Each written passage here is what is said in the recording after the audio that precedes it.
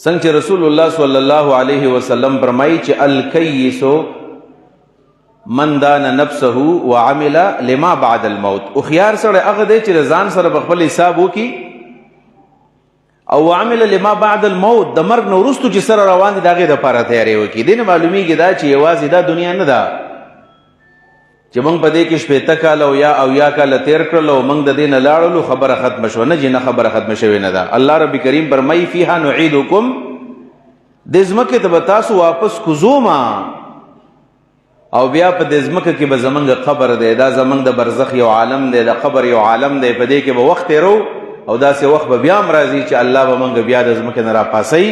ومنها نخرجکم تارة اخرى، د دې ځمکې نه به زه یو ځل تاسو بیا راپاسوم او تاسو چې کله راپاسېږئ نو دا به اسرافیل به شپېلۍ وهي.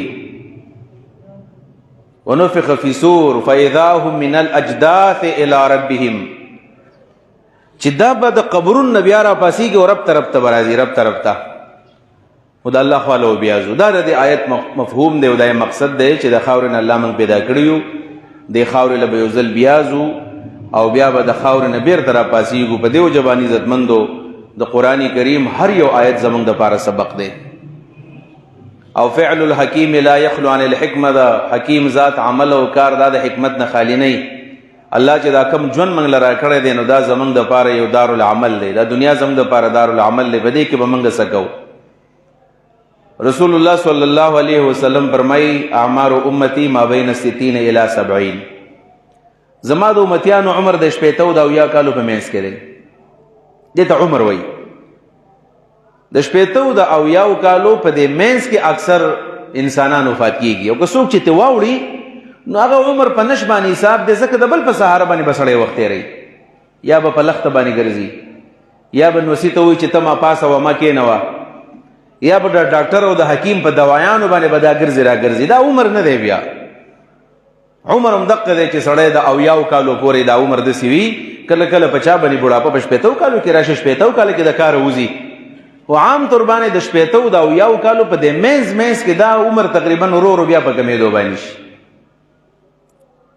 بلکې حقیقت کې چې کله د انسان په دې وختو کې سپین وخت راشي نو دا د مرګ زیری، دا د بدن سستی، ورو دا بدن به کمزوري کېږي. اوس قرآن کریم کې دې ته نذیر ویلی شوی دی. وجاءکم النذیر، ستا خواله یو يرون کې راغلی وای دا د سپین وخت دي که نه؟ سپین وخت چې په بدن کې رالل نو تاله د مرګ استازی راغی. یو وخت سپین شو نو یو استازی راغی، چې 2 وخت سپین شو نو بیا 2 استازی رالل.